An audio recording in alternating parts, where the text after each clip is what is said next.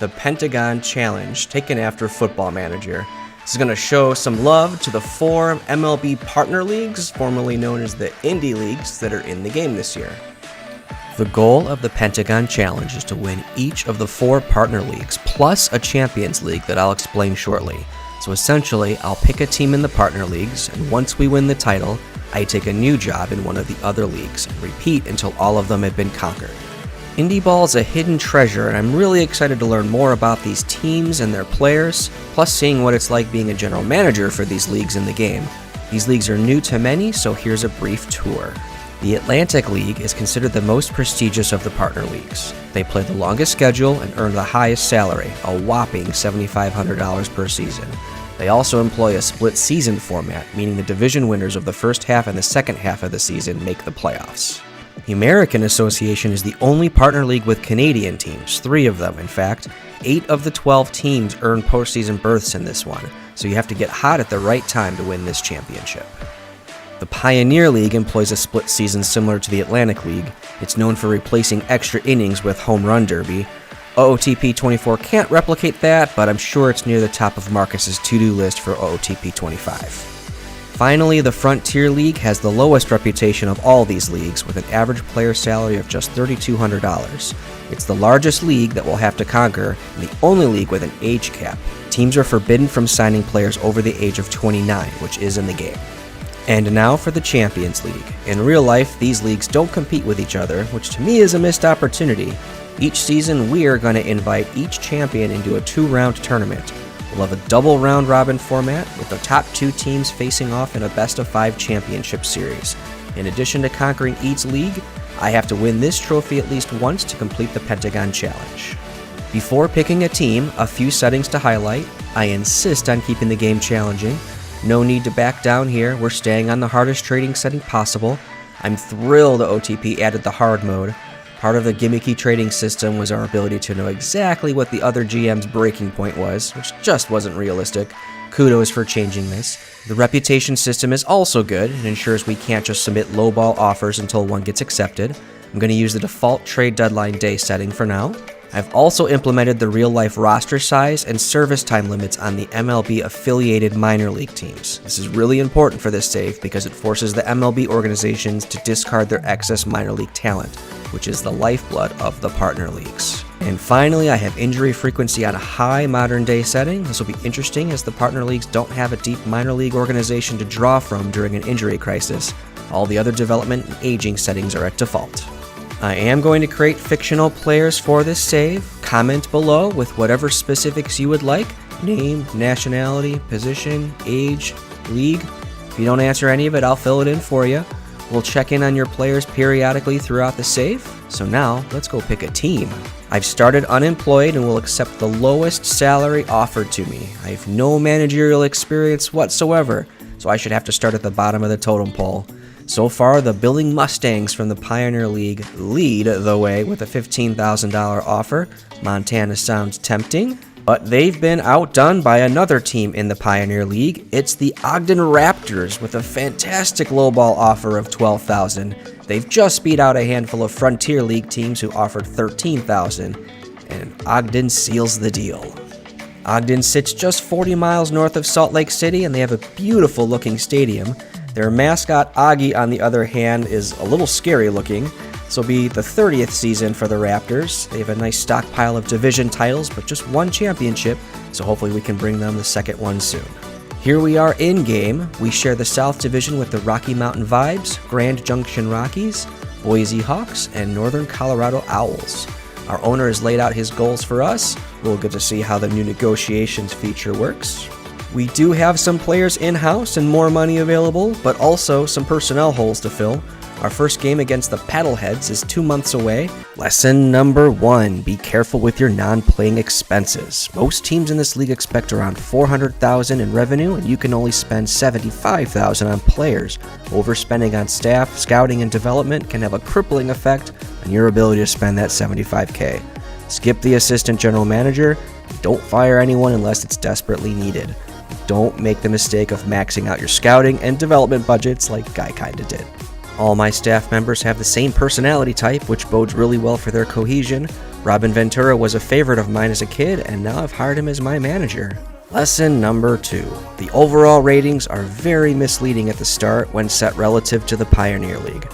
All contracts are 1 year in length, and all the good players are still free agents. Plan on turning over your entire 25-man roster and planning your contracts against the $75,000 salary cap accordingly. As you and the other teams bring those players in, your 3-star players will turn into 1-star players. My 25-man roster is made up of 21 free agent signings and 4 trade acquisitions. Chris Mazza is my 33-year-old ace. The player age min and max settings don't work in the game, so be prepared to sign players of any age. Mazza spent a few years in the big leagues with the Mets, the Red Sox, and the Rays, and he apparently met Joe DiMaggio as a kid, so he must be good. Anyone remember Mark Appel? The first pick in the 2013 draft now plays independent ball for us as a reliever, no less. Rowdy Reed is my best player. He was a top 10 prospect in the national system before getting suspended for performance-enhancing drugs. Next lesson, OOTP's AI is still horrible, even at the hardest trade settings. Make 2-for-1 trades early and often. I landed Edwin Arroyo from the Cleburne Railroaders of the American Association for a trio of half-star players.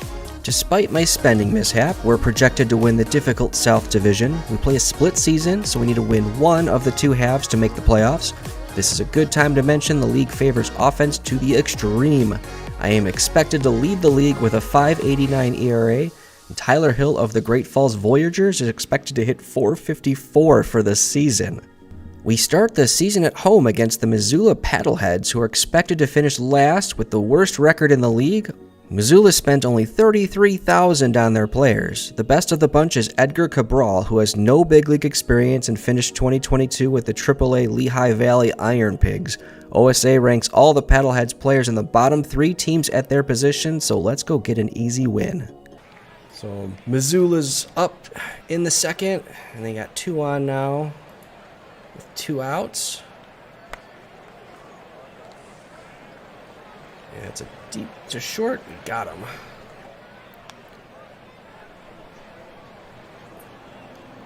Got ourselves a single.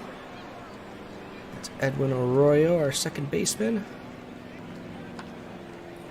It's a lot of delays. Maybe I should turn off the delay. Eduardo Diaz, our left fielder. Oh. Strikes out. Chad De La Guerra. All right, we're moving up. Chance for our first runs. And we got him. That looks like a double. First runs as Raptors. 2-zip. And we got another one. Janushi Fargas has a triple. And we've got ourselves a walk, so chance for a big inning. Has anyone else experienced this? How it's like so delayed? I haven't seen that before. 4-0. This game's easy. Of course, when you're playing this team. This team's terrible. Another single. Still 4-0. We're loaded up for our best hitter.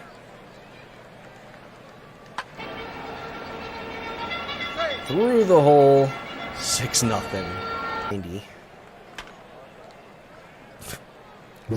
Oh, it's out of here. That one was hit. Oh, it's gone. Rowdy Reed is 3 for 4 with a homer. And it's 11-0 Raptors. And we'll just call it there. Our first game at the helms of the Raptors was very buggy, but ends happily in a 12-0 smashing of the Paddleheads. Chad De La Guerra and Rowdy Reed each fell only a triple short of cycles.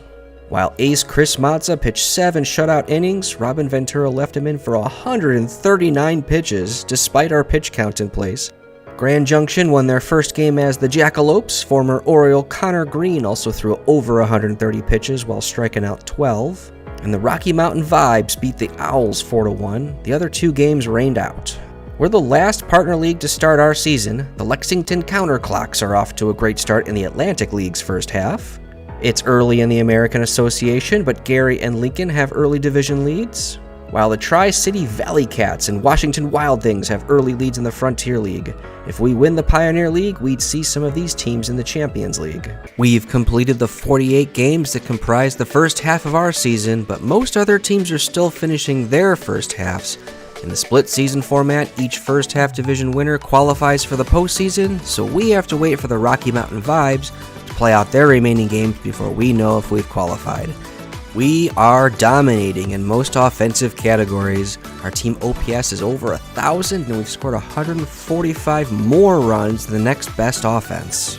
And you don't score 10 runs per game without good contributions up and down the lineup. Devin Marrero co-leads the team in WAR. The former Red Sox first-round pick blends a nice bat with by far the best zone rating in the Pioneer League. And Eduardo Diaz is our other co-leader, which is a big surprise considering he isn't a starter. He leads the league with a .521 on-base percentage, .811 slugging percentage, and .201 weighted runs created plus. Second baseman Edwin Arroyo earns honorable mention with a 38-game hitting streak, one of 3 of the Pioneer League's 30-plus game hitting streaks so far this season. Despite great defensive efficiency, we only rank 5th in run prevention. The top of our rotation dominates, but our lack of pitching depth has definitely showed. Chris Mazza leads the Pioneer League with a 1.7 pitcher WAR, a 1.57 ERA, 7 wins, and a 5.5 walk percentage. These are unheard of numbers considering the Pioneer League ERA is 6.64. And former Padre first-rounder Walker Wickel has been fantastic as well. His 76 FIP minus and 29% strikeout rate both lead the league, even exceeding Mazza's numbers. But after those two, it's been a carousel of ineffective pitchers. We've used 19 total already, and the hunt continues for upgrades as we approach the trade deadline. So as a result, the Rocky Mountain Vibes hold first place with a 31-10 record. They can thank former Colorado Rockies third baseman Nick Carduo, who's hitting a cool .435, and perfect closer Logan Cosart for that record. The Vibes need to finish 3-4 to tie us. If only there was something we could do to make things harder for them. Well, hello there, 3-game series against the Ogden Raptors. So our first half is over, yes, but our second half games are still going to influence the other team's first half records. So this is our chance to haunt them from the future, you might say. That's helpful. 2 on, Abreu's struggling big time, but we could use a big hit. There it is. It's in the corner. We're tied up. Maybe taking the lead. Safe. Safe. We got the lead. 6-5.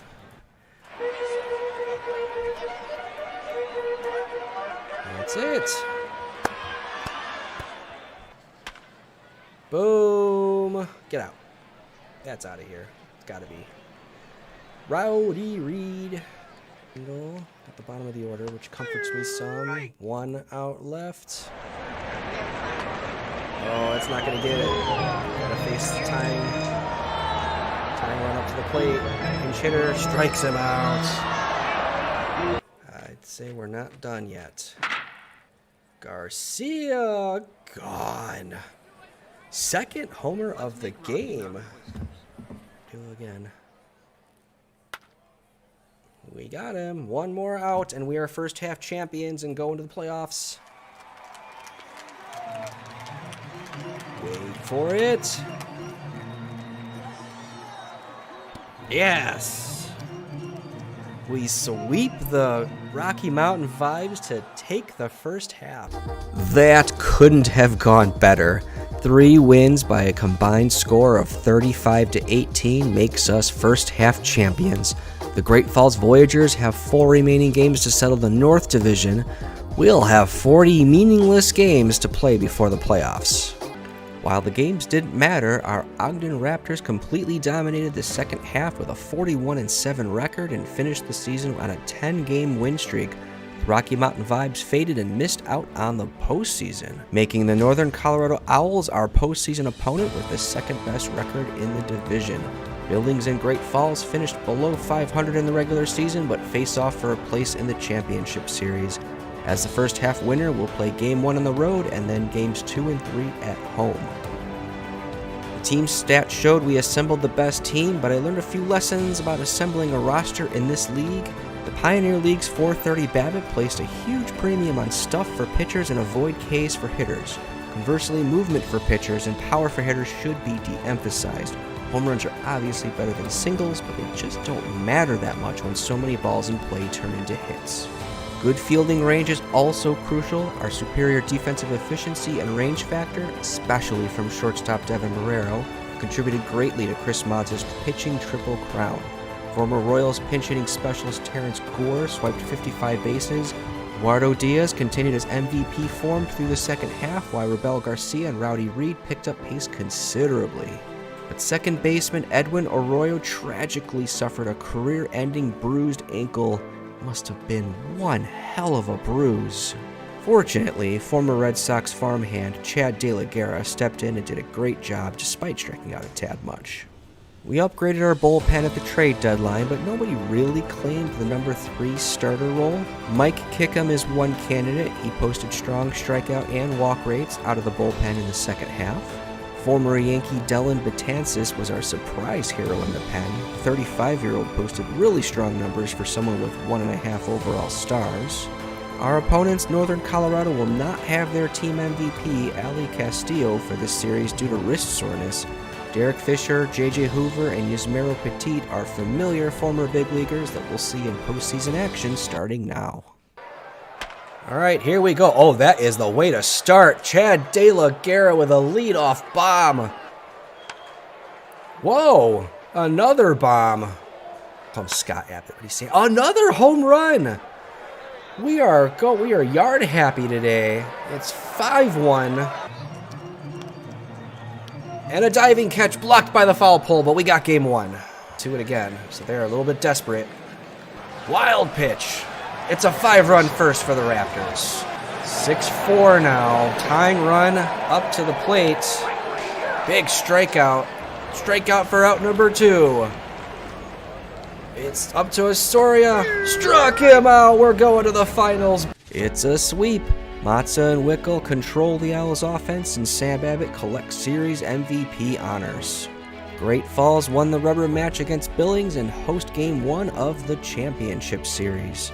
They were a sub-500 club that finished 7th out of 10 in runs allowed. Former Royals pinch-hitting specialist Terrence Gore is the headline player to watch out for in the championship series. All right, we got the lead, and he's going to have a triple. 2-run lead for the Raptors. Oh, another hit. Oh, we're going to hose him in third. What a throw to end the rally by Mises. And we've got game 1. Oh, it's hit deep. Garcia gives us a 3-0 lead. Scores. Hey, we got it. Raptors win it all. It's another sweep. 2 more wins for Mazza and Wickel. After all my concerns about our number 3 starter options, it turns out I didn't even need one. Freshly acquired second baseman Ali Castillo, who was released by Northern Colorado, takes the series MVP award. Nice move out of the Park Baseball AI. And the Ogden Raptors are Pioneer League champions. So that's 1 down, 4 to go. Now we'll have a chance to complete our second objective by winning the Champions League. The Lexington Counterclocks posted the best record in the Atlantic League and took care of business in their postseason. They'll be considered the favorites in this tournament. The Cleburne Railroaders actually finished below 500, but rattled off a series of upsets to claim the American Association title. And the New York Boulders were down to their final strike in the wild card game, then rode the momentum from their dramatic walk-off home run to the Frontier League Championship. We'll have to compete against these teams without starting first baseman Sam Abbott, who broke his hand in the Pioneer League Championship Series. The first stage is a double round robin over a 6-day period. The best 2 records advance to the Champions League Series. Hey, we're off to a good start. They're going to score either 1 or 2. Surprisingly diving catch at second base. 1 more out to get. I think we're going to get it. Uh-oh, get out of here. That's under the glove. Extra bases. All right. Your plan's all baked out. Uh-oh, that's trouble. Our left fielder climbed the wall, ran into the stands.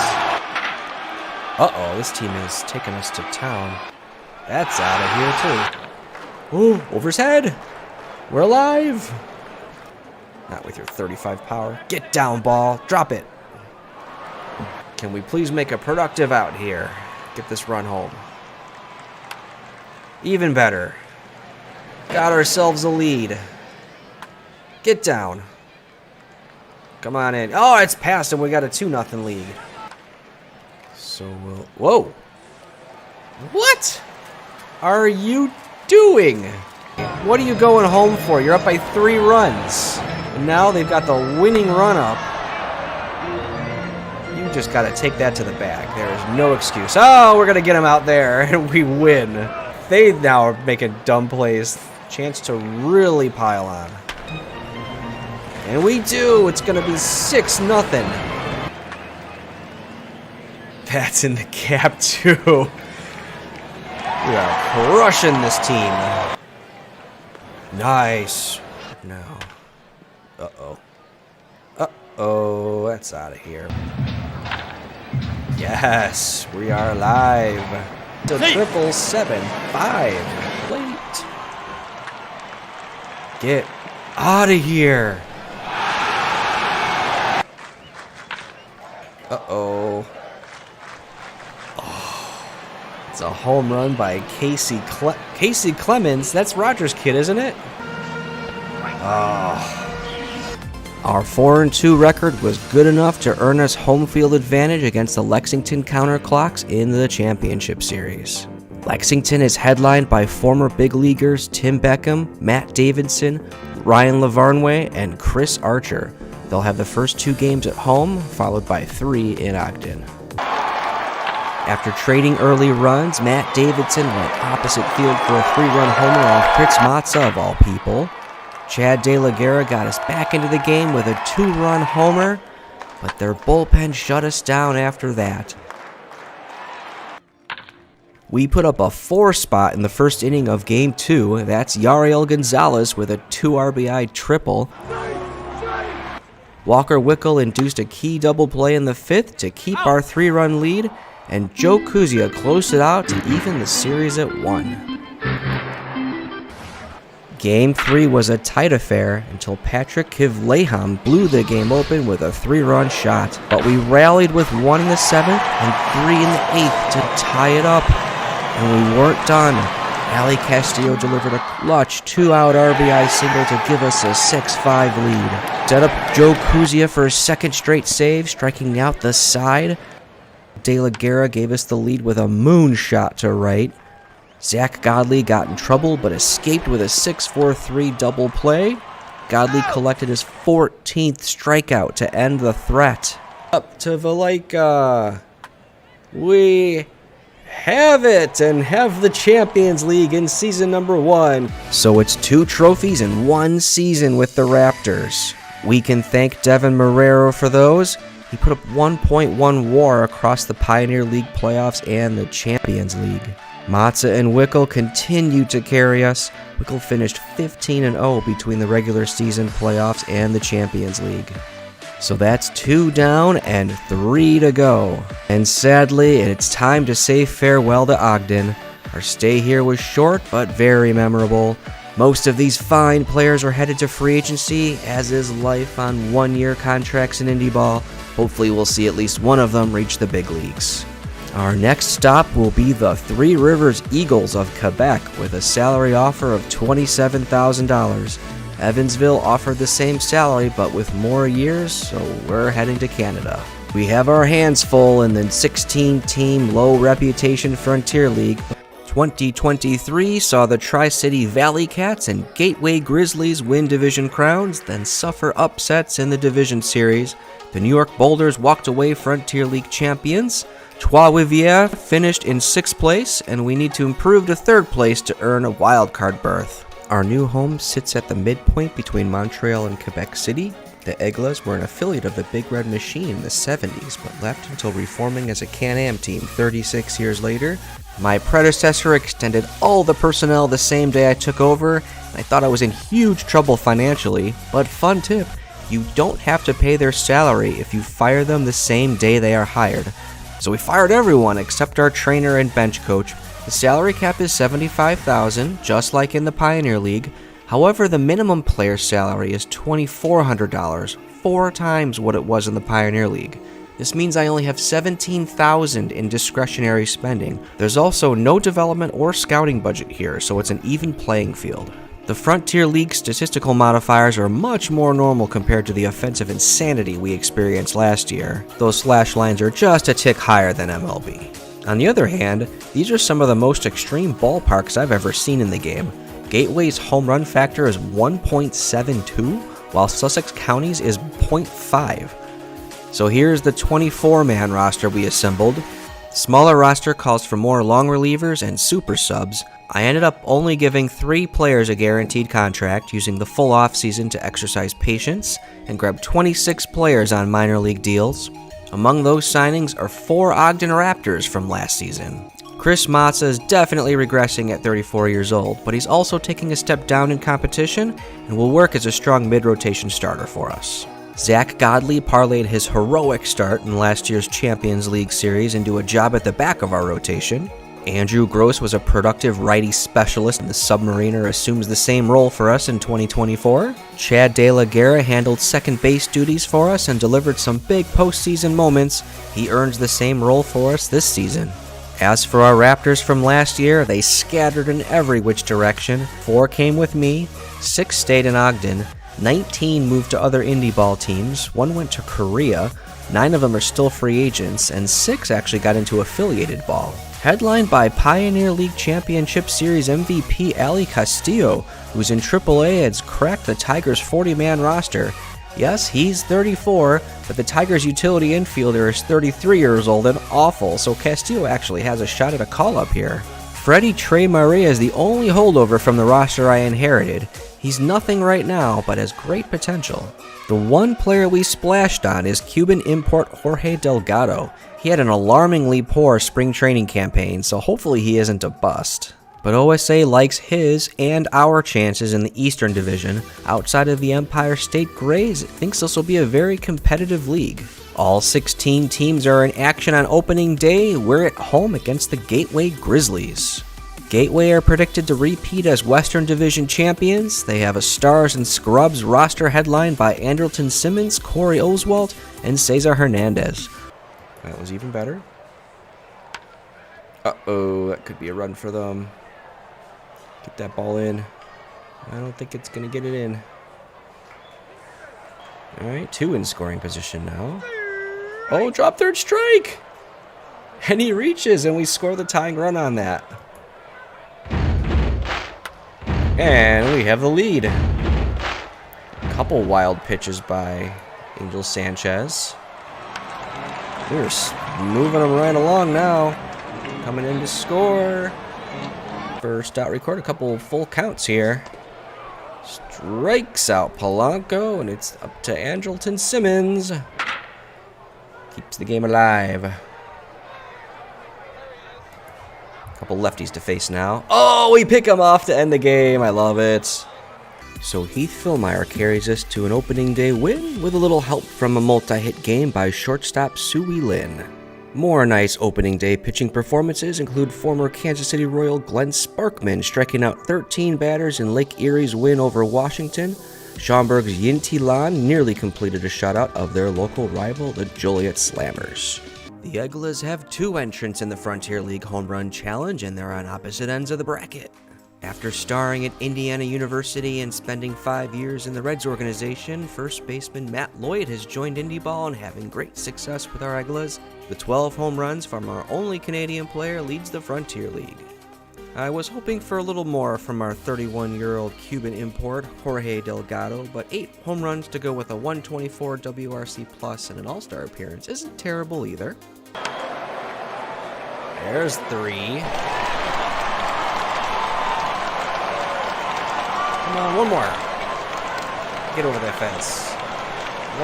All right, we got 4. I've never seen a tie in this before, so my guess is he's going to win. Oh, no, we lost.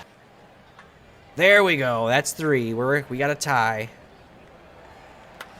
Hey, let's go. That's not happening for Jorge, though. Wait, get over the fence before the clock goes out. All right, we got 3. All right, 7 seconds. I think we got this. As long as he doesn't go nuts here the last 2 swings. All right, we're going to the finals. All right, we need home runs now, not little dribblers. What? Fair, hit it fair.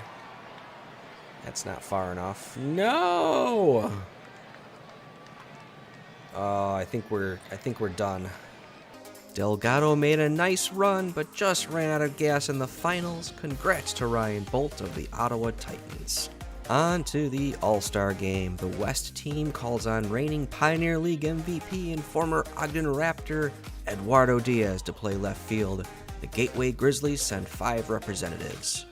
The Eglas are taking 7 to the East All-Star team. 2 you've met in the Derby, so here are the other 5. Heath Filmar was the biggest threat to our Ogden Raptors team last year. I like him much better when he's on my side. Leads our staff with 6 wins and 9 quality starts, though he's definitely being helped out by our defense. Reggie McLean has been released by 9 indie ball teams in his career: Staten Island, Long Island, Gastonia, Rocky Mountain, Great Falls, Northern Colorado, Lancaster, Winnipeg, and Frederick. We picked him up in June, and now he's a Frontier League All-Star, so guess his 10th team was the charm. Marcus Solbeck only made 5 starts for us, and he has a FIP minus on the wrong side of 100. But our defense creates a pretty-looking 2.78 ERA to go with his 5-3 record. Chris Owings has moved on from affiliated ball and found success in the Frontier League. He had a good season with the Washington Wild Things in 2023 and is an all-star as a super sub for us this season. He's made starts at second base, third base, shortstop, center field, and right field for our team. But our most valuable pitcher is a reliever, Daniel Vitriago. The left-handed stopper leads the league with 16 shutdowns to go with his 34% strikeout rate and 63 FIP minus. Oh, we got Filmar getting the start. 1-2-3 inning. Chris Owens, let's go.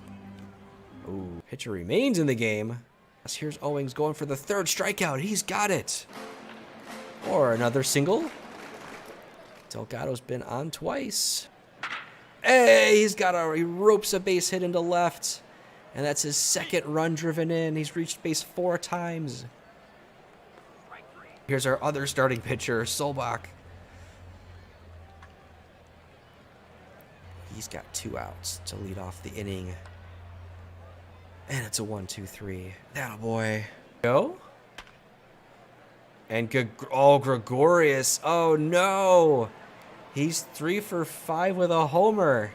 That probably laps Delgado. Oh, and Delgado makes an out on top of it. That homer earned Didi Gregorius All-Star MVP honors over our beloved Jorge Delgado. So it's back to business for Trois Rivières, who hold first place in the East by a comfortable margin over New Jersey and Sussex County. Second baseman Chad De La Guerra has actually been our most valuable position player. Marwin Gonzalez is our 2nd super sub, sporting a .425 on-base percentage for us. Princeton graduate James Proctor is our newest acquisition and has been a big success so far. He draws the start against our next opponent, the Boomers of Schaumburg, Illinois. They aren't having a good season, but the playoffs are still within reach. Their Canadian ace, Jordan Marks, is having a stellar season, but started the All-Star game, so we escaped that matchup. Get down, ball. We gonna score? Matt Lloyd coming around 3rd. He is safe. Eglas take the lead. There we go. Rocket off the center field wall. And that'll score a pair. 3-zip. I'm going to send Proctor back to work. 13 in a row. Oh, there it is. Perfect game over. Good attempt. He's got the first 2 men out. Diving catch by Fisher, and we've got the win. It's another fantastic start for James Proctor, who earns his 4th straight win and lowers his season ERA to 1.45. Our Eglas won the Frontier League East Division comfortably, leading the league in both runs scored and runs allowed. But we finished the season losing 8 of our last 12 games, so the door is open for an upset. Sussex County and New Jersey finished 2nd and 3rd respectively, so Sussex County hosted the one-game playoff where former KBO star Roberto Ramos blasted a 2-run triple to give New Jersey a 3-0 lead in the 8th. Jesus Tinoco and Trevor Holloway combined for a 3-hit shutout to knock out the Miners. Our division series opponents are the New Jersey Jackals. Our opponents only finished 6 games above 500, and they're full of family connections. Their best player is second baseman AJ Graffinino, who's the son of former White Sox second baseman Tony Graffinino. Middle reliever Eric Manoah Jr. is Alek Manoah's brother. They have former big leaguers Ryan Lavarnway and Mike Montgomery as well. Chad De La Guerra continued to pace our position players, and Matt Lloyd tied for the league lead with 19 home runs, and Chris Owings will miss the division series with patellar tendonitis. Leury Garcia hasn't played since being released by the White Sox in early 2023, but he didn't show any rust, hitting .346 with a 155 weighted runs created plus in 15 games. Former Diamondbacks second-round pick Drew Ellis is now our starting third baseman. We had to trade all-star pitcher Heath Fillmyer to get him from the Gary South Shore Railcats, and he's failed to hit his weight so far. On the pitching side, Daniel Vitriago wasn't nearly as dominant in the second half. Glenn Albanese Jr., Chase Johnson, and Blake Goldsberry had dominant second halves out of the pen to make up for it. We filled Heath Fillmyer's rotation spot by moving former Yankee prospect Manny Banuelos to the rotation, and it worked perfectly. He posted a .266 ERA and will start Game 1 of the division series, where we only need to carry 10 pitchers with a best-of-3 series format. Reggie McClain and Declan Cronin get bumped to the reserve roster. We call up never-used Jake Rucker and Billy Hamilton to take their place as bench pieces. And we have just walked the bases loaded, I think. Oh no, there's 1 single and now 2 walks. Strikes out Lopez. Got to get McCarthy 3-0. Way to go, Proctor. Way to go. I think we lost Game 1, folks. I feel like this is a little low. Oh, no. Exactly what I had in mind. Are they going yard on us again? Put him back in the stopper role where he did so well the first half of the season. Oh, no. Not again. Not again. De La Guerra, please do something, man. There we go, down the line. And he scores. We have the lead again. And Jacob Pearson, he homered last time. Oh, God. Are you kidding me? 5-5. Drew Ellis! It's gone! His first homer of the whole season, and it comes in the do-or-die game. We're going Game 3. Get up. Get out of here. Michael Perez gives us the lead. Pearson hit 2 bombs off his last game. Oh, he kills us again. Oh, past the shortstop. What a choke job by our bullpen. Jake Rucker. Base hits. Let's go. Drew Ellis on deck now. Another walk-off. Can't walk it off if you don't have a runner on. That's it. Early end of the season, no Frontier League series, no Champions League. Jacob Pearson wins the series MVP after making only 12 plate appearances for New Jersey during the regular season. The former Angels third-round pick went 5 for 11 with 2 home runs and a triple. Some of our top contributors from the regular season couldn't sustain replacement level in this series, and our bullpen, which was so strong in the regular season, really let us down, coughing up 13 earned runs in 12 innings.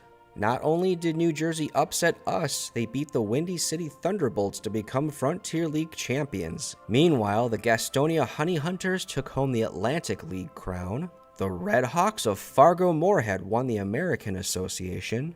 And the Ogden Raptors won the Pioneer League for the 2nd season in a row. The Raptors almost won the Champions League for the 2nd straight season, falling to Gastonia 12-11 in Game 5 of the Champions League series. With big help from Chris Mazza, who they picked up from us at mid-season. This is where we say goodbye to these Eglas. Most of them won't be back, and some aren't leaving on the best of terms. The Atlantic League expanded to 12 teams, bringing back the New Britain Bees from extinction and welcoming the hilarious Savannah Bananas into the South Division. The American Association welcomed back 2 former members, increasing their league size to 14 teams. The Houston Apollos joined the East Division and the Joplin Blasters joined the West. Our owner, Eric Gagne, granted an influx of cash, and we spent it on the best personnel the Frontier League can buy. Former World Series winning manager Mike Scioscia has agreed to be our manager this year. 2 key players are returning to the club, one being super utility player and resident sign-stealing expert Marwin Gonzalez. Blake Goldsberry is back in our bullpen. He dominated in 14 regular season innings and then got hammered in the postseason. Hopefully he gets his rhythm back, or he can go work on his golf game some more. Walker Wickel from my Ogden Raptors championship team from 2 years ago has joined the club. He went 11-0 in the 2023 season, and despite collecting 9 saves, he didn't fare quite as well last season. Our opening day active roster looks like this. We were more aggressive in free agency and handed out 5 guaranteed contracts. Team is generally stocked with control pitchers and speedsters this time around. Sully Matias was released by the Royals organization after nearly winning the Midwest League MVP in 2023.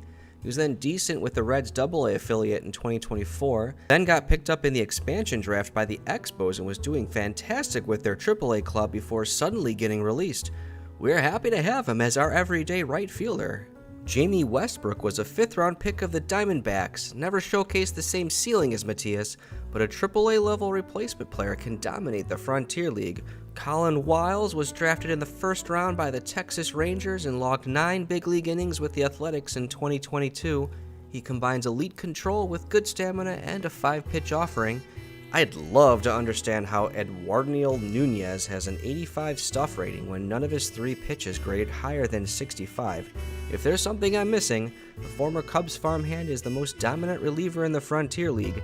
On the other hand, if he continues his 2024 form, he'll be off our active roster by June. OSA favors us to run away with the East Division, 26 games ahead of the 7th place New Jersey Jackals. I'd enjoy every one of their 58 losses. Meanwhile, the West Division race would truly be wild if 6 teams finish within 3 games of each other.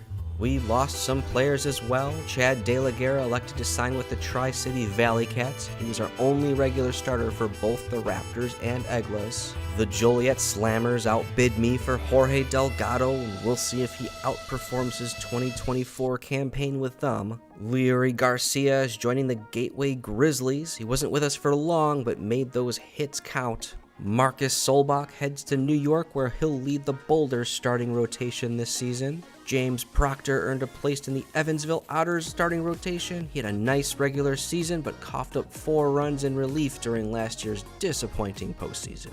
A fun subplot is that we'll reunite with these former players throughout the season. The opening day schedule features former Cleveland Guardians pitcher Danny Salazar making the start for Florence, while former White Sox phenom Michael Kopech gets the ball for the Schaumburg Boomers against Lake Erie. We get a chance at some revenge against the defending champion New Jersey Jackals. I'm pleased to share they look awful this season. DJ Peters is a big threat since he hit 22 home runs for the Washington Wild Things in 2023. But other than that, nobody on this team really scares me much. I think he's with the Cubs right now. Oh, Tucker Barnhart needs to learn how to run faster because we've got a double into the gap. It looks like he's coming around. And we have our first run of the season. Brett Phillips, superstar. The bases are loaded with nobody out. We're going to the bullpen. It's Owen Griffith. Big strikeout guy. We could use a couple of them, and we got him. One more batter to get. Oh, and he strikes out the side with the bases loaded. Eduardo Nunez. Make or break prospect. Can we get this done? We do! We get New Jersey on opening day 1-0. The early RBI double by Brett Phillips holds up thanks to Colin Wiles' dominance and our bullpen going clutch mode in the late innings. Shane Fontana hit 2 bombs for Tri-City and Florence teed off on Danny Salazar. Michael Kopech throws 6 shutout innings for Schaumburg in their win. The 1-0 opening day win against New Jersey was just the beginning of a winning streak that reached an astounding 22 games on June 6th with a 9-4 win against Evansville. But it wasn't impressive to Mike Scioscia, who claimed, "As well as we've been playing, I think we can play even better." How about a little gratitude, man? Our boys didn't seem to mind, squeezing out a 3-2 win on June 7th to bring our record to 23-0. During this game, Mike Scioscia was apparently convinced that we're actually good. His post-game comment, "We feel like we're going to win every game right now," sounded like a serious jinx attempt. And it worked. The streak ended at 23 wins with a 6-3 loss to the Otters the following day. The good news is the Frontier League East Division was pretty well in hand just a quarter of the way into the season. That 9-game lead has grown to 16.5 games since. We're on cruise control and have players littered all over the league leaderboards. Seeing Sully Matias challenging for the MVP award is no surprise, but the massive offensive contributions from players in premium defensive positions has made a huge difference for this team. Watching the WWE and MMA wrestler Jake Hager thrive at shortstop to this extent is truly remarkable. Hager stepped into the starting role during spring training after our primary shortstop tore his thumb ligament. The real version was drafted in the first round by the Rays in 2011 and made 89 career big league plate appearances. He leads our team in doubles, runs batted in, and slugging percentage. Longtime MLB catchers Tucker Barnhart and Mitch Garver are loving their platoon partnership. Barnhart leads the team in batting average and on-base percentage and collected a 22-game hitting streak along the way. We signed former Atlanta Braves third baseman Johan Camargo with our remaining salary cap space a few days into the season, and he's also been as advertised with a 139 weighted runs created plus. Colin Wiles has led the staff as we hoped, and Eduardo Nunez turned out to be the huge weapon in the bullpen. And we've had more pleasant surprises in the rotation. Ontario native Landon Leach is 6-0 with a league-leading 1.92 ERA, earning him Frontier League Pitcher of the Month in June. The former Twins second-round pick is blooming late as his movement continues to improve substantially in indie ball. Zach Hart leads the Frontier League with a 26% strikeout rate, but the key for the former Guardian prospect succeeding as a starter was improving his walk rate from 17% last season to 12% this year. The result is a 5-2 record and a 2.97 ERA. Our last game before the break is at home against the Empire State Grays. This is a traveling team that plays all their games on the road in real life. The game can't replicate that, but it assigns them a stadium capacity of 100 fans, making it impossible to turn a profit. As a result, they finished in last place in 2023 and 24. We pounce immediately with a Jace Peterson walk, a Johan Camargo single, Phil Gosselin triples, a Bryce Hall single, Jamie Westbrook singles, Jake Hager walks, Marcus Smith singles, Jace Peterson's then hit by a pitch, and then Ryan Castellini throws a wild pitch to make it a 6-run first. Corey Oswalt holds on to his starting gig with 7 1/3 shutout innings. Nick Ernst puts the exclamation mark on the victory by striking out the side in the 9th. Nice way to close out the first half. In other games, Sussex County strengthens their grip on second place in the East Division, winning 8-3 over Florence. Cooper Johnson had a big game in that one. Carlos Luis hits 2 homers, leading the third-place Tri-City Valley Cats to an 8-2 victory over Ottawa. Sully Matias earned a place in the Home Run Derby Challenge. He squeaked out a 4-3 win against Derek Dietrich in the quarterfinals, but Louveris Heel put up a Derby best 7 home runs in the semifinals to knock him out and later take the Derby crown. We're sending 9 representatives to the All-Star game. Sully Matias stepped up in the 3rd and smashed an opposite field home run to give the East a 3-1 lead. Jace Peterson and Johan Camargo each collected RBI doubles in the 8th to put the game out of reach. Dustin Woodcock of the New York Boulders took home All-Star MVP honors. It's time for our second attempt at the Frontier League Championship following a dominant regular season that saw us finish 28 games in first place. The Tri-City Valley Cats head to Sussex County for the 1-game playoff and will meet the winner. Tri-City took a 2-0 lead on a home run from light-hitting Terrence Gore. Sussex County made a comeback attempt, but it was stamped out by a game-ending 6-4-3 double play. Tri-City advances to the Division Series, and the Schaumburg Boomers will face the Washington Wild Things for the West Crown. We're ready to go after Jake Hager, Johan Camargo, and Sully Matias may finish 1, 2, 3 in the Morgan Burkhart MVP voting. Hager led the league with 5.2 WAR, and Matias tied with former Trois Rivières star Jorge Delgado for a league-leading 20 home runs. Jamie Westbrook was our most improved player in the second half. He led the team with 69 runs scored and 16 hit by pitches. Leadoff man and second baseman Jace Peterson was our unsung hero and quietly finished with 3 wins above replacement. Our players might finish 1, 2, 3 for the Brian Tolberg Best Pitcher Award as well. Landon Leach finished 12-1 with a 2.09 ERA and 73 FIP-. He used that 80 movement to surrender only 2 home runs all season. He will start Game 1, followed by fellow Canadian Evan Grills and Corey Oswalt. Staff ace Colin Wiles finished the season horribly and is demoted to the bullpen. Chris O'Kee gets the call-up, and Marcus Smith is also up to provide a glove-first outfield option. The Albany area Tri-City Cats finished just 48-48. Pete Incaviglia and Mickey Morandini will use New Jersey's surprise 2024 playoff run as inspiration for this team. This series reunites us with former second baseman Chad De La Guerra. The now 32-year-old put up another good season in the Frontier League. We'll see how he fares against his former club and GM. He went right to work in Game 1 with an RBI double. Logan Davidson made it 4-2, and we lose Game 1 of this best-of-3 series by a score of 5-2. Things got worse in Game 2. Yan Gomes homered in the 6th to make it 4-1. We rallied in the 9th, but that brought up ice-cold Tucker Barnhart. Barnhart! Yes! It's tied! We stalemated from there until Mitch Garver broke the deadlock in the 14th inning for the win. After that momentum shift, Game 3 was a cakewalk. A 5-run 4th inning put us up 7-1, and we cruised to an 8-4 win. Tri-City had us on the ropes, but we pulled out Game 2 in the deciding 3rd game. Chad De La Guerra finished the series just 1 for 14. Johan Camargo earned Series MVP honors with multiple hits in all 3 games. Washington defeated Schaumburg in 3 games, and they're our opponent in the best-of-5 championship series. They finished 59-37, boasting great starting pitching and defense. And they too have a former Agla, our starting shortstop from last season, Soo-Wee Lin. He improved greatly with the bat in Washington, so hopefully we can keep him quiet like we did De La Guerra.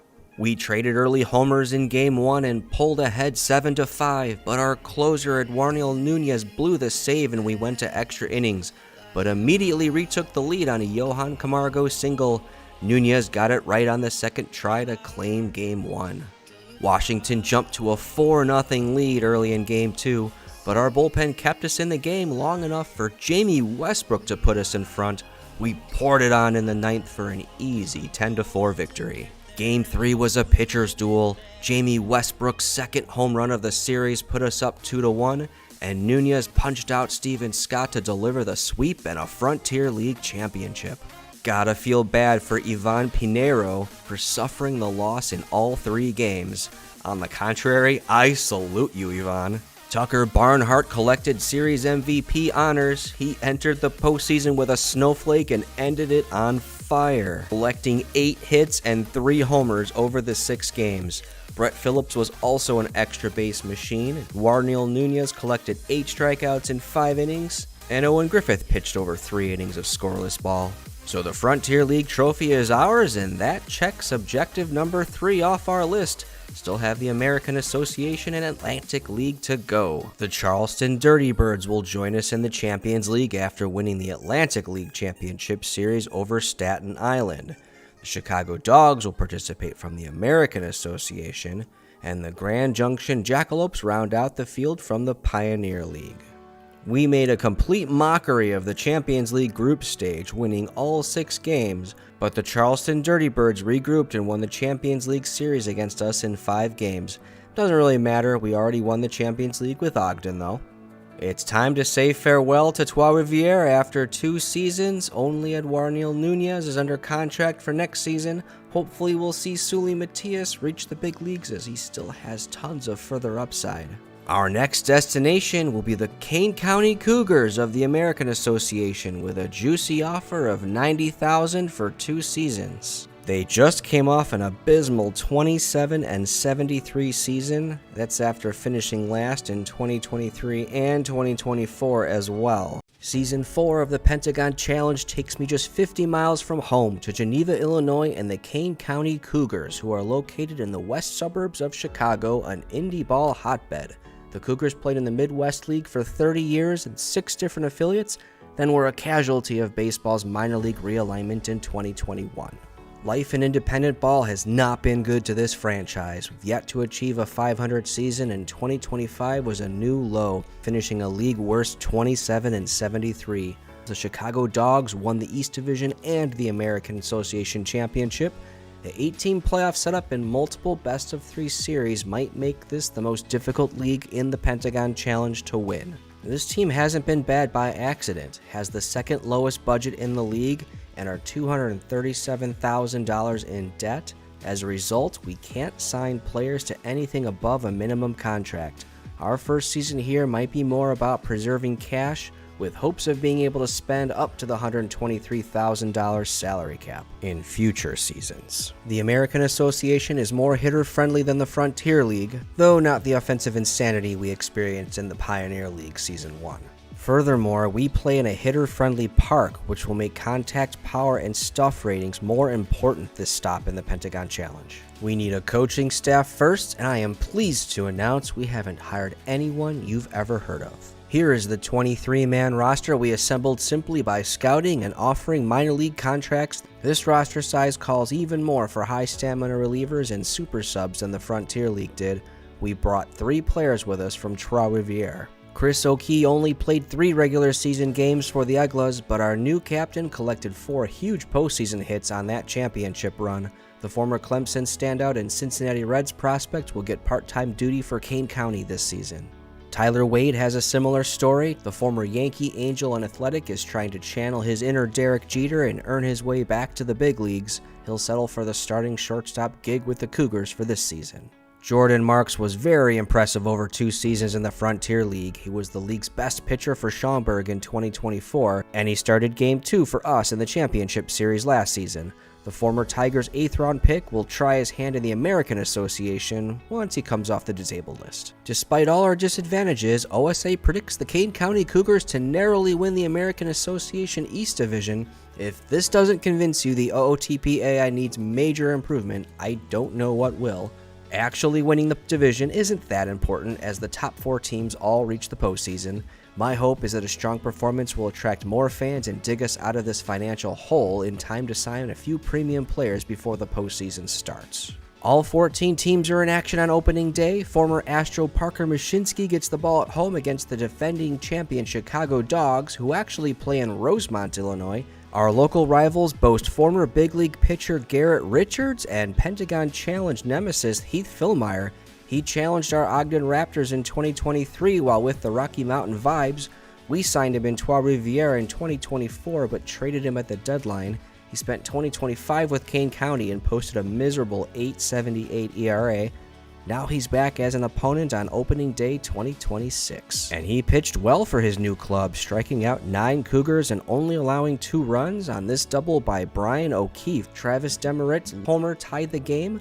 Dylan Thomas, Andy Burns, and Tyler Wade kept the rally going, and it was Brian O'Keefe who put the exclamation point on what turned into a 7-run 8th inning. So our first Cougars game is a 9-3 win, and it's our other catcher, Brian O'Keefe, earning Player of the Game honors with 5 runs driven in. O'Keefe is in his second season of independent ball after hitting 131 career home runs over 10 seasons in the Cardinals and Mariners systems. 4 other games were decided in the 9th inning or later. Hudson Potts hit a walk-off home run for the Kansas City Monarchs off Jared Eichhoff of Lake Country.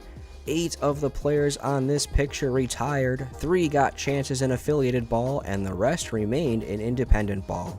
Walker Wickel served on our championship teams in both Ogden and Trois-Rivières.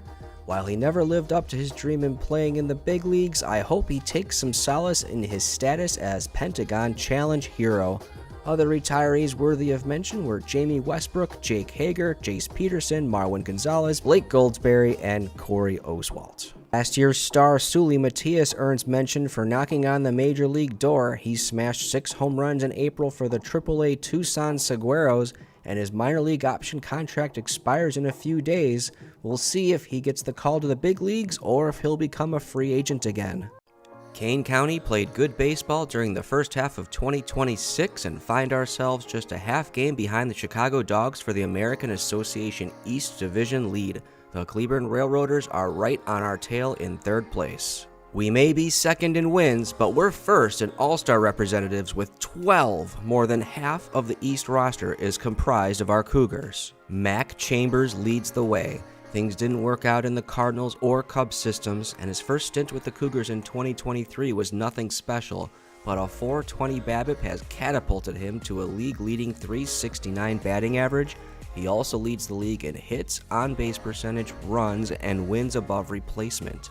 35-year-old Adam Burns gets the pleasure of all those RBI opportunities and is taking advantage of them. The former Blue Jay and Dodger leads the team with 29 extra base hits, and he's the best defensive first baseman in the league to boot.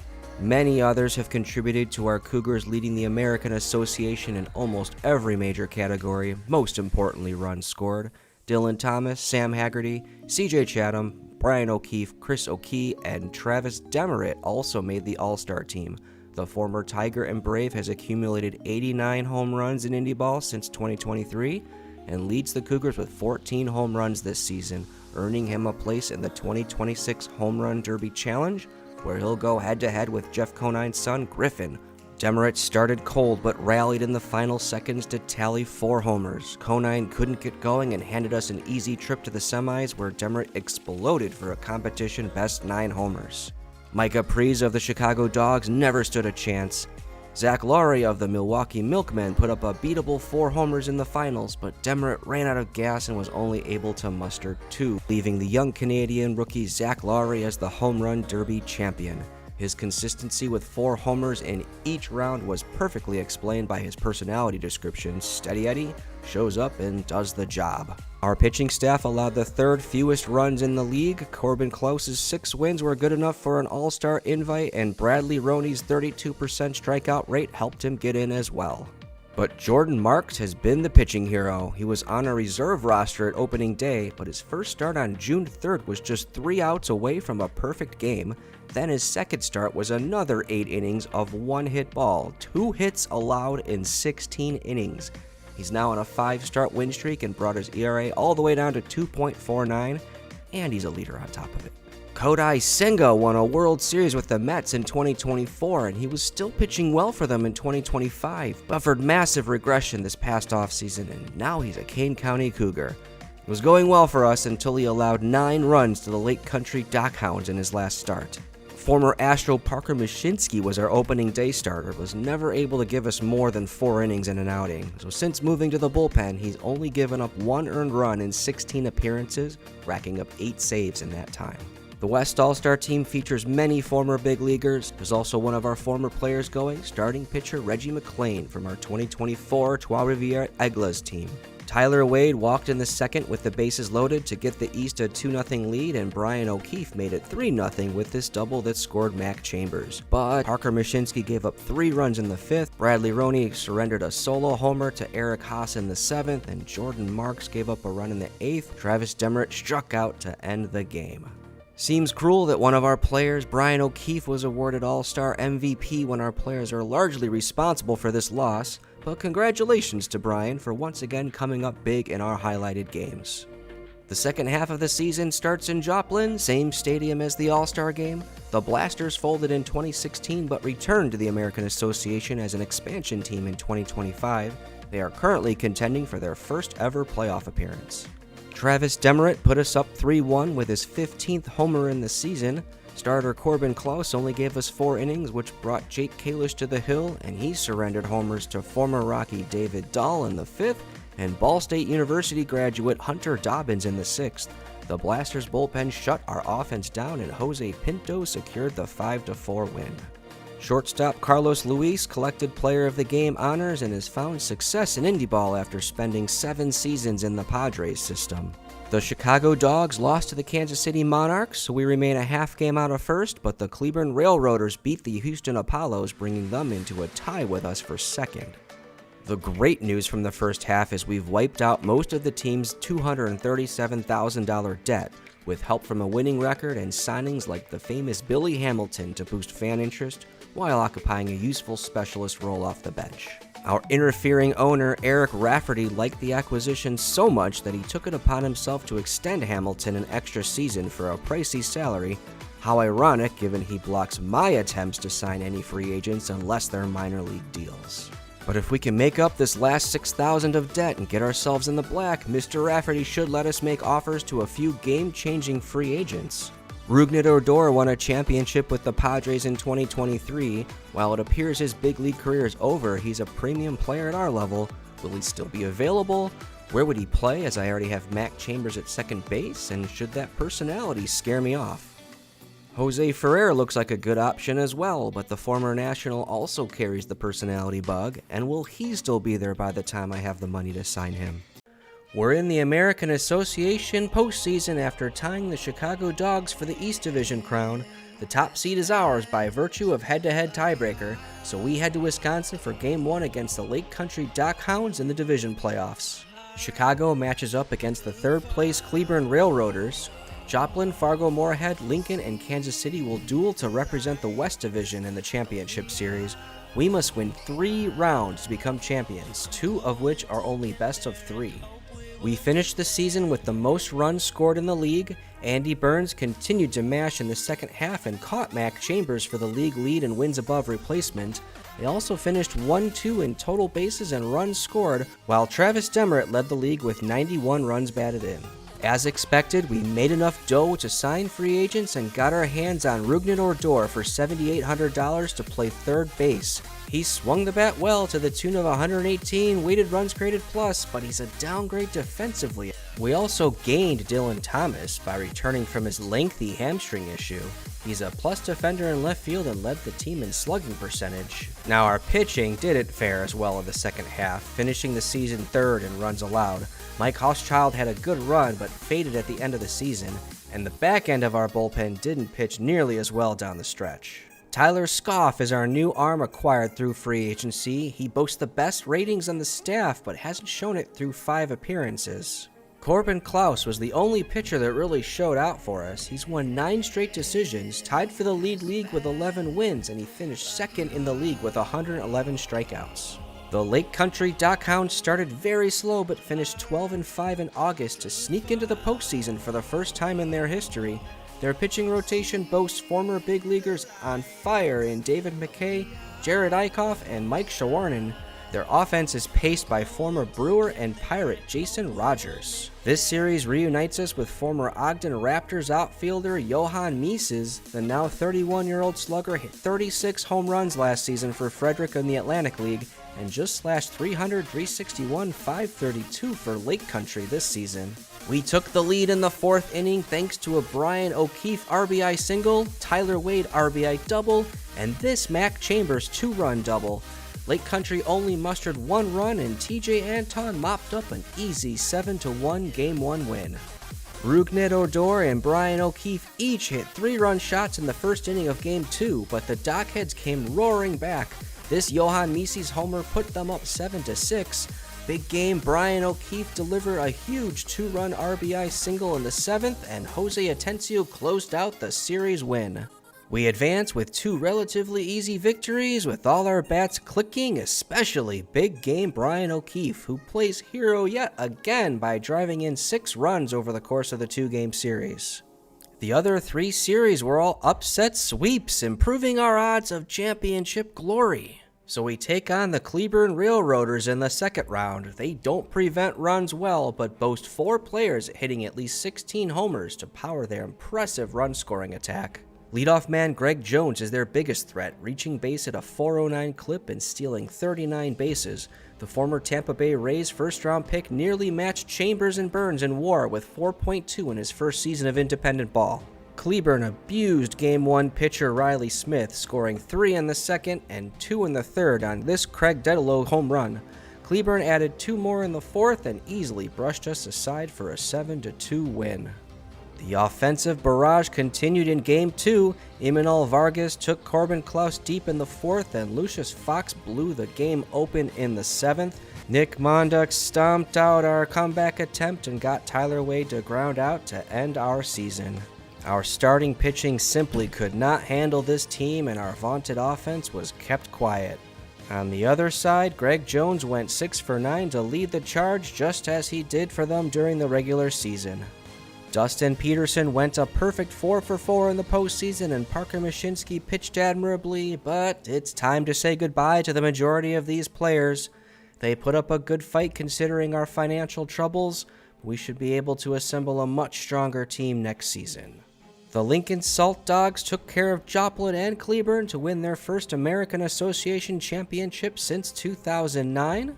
Gastonia also played Cinderella to win their second Atlantic League trophy in 3 seasons. Idaho Falls finished just 42-54, but won the first half championship to make the playoffs, then upset Glacier and Grand Junction for their first championship since becoming independent. The Schaumburg Boomers broke through for their 5th Frontier League championship, beating Tri-City and New York in rout. But they made bigger history by becoming the first Frontier League team to win the Champions League, ousting Gastonia 3-1 in the Champions League series. But I got some encouragement from watching our beloved Kane County Cougars play in real life against our nemesis, the Cleburne Railroaders. Oh, he's out. What? And the batter is angry. All right, still first and second. Just 1 out. Base hit still wins the game, perhaps. Here. What do you think? Huh? What do you think's gonna happen?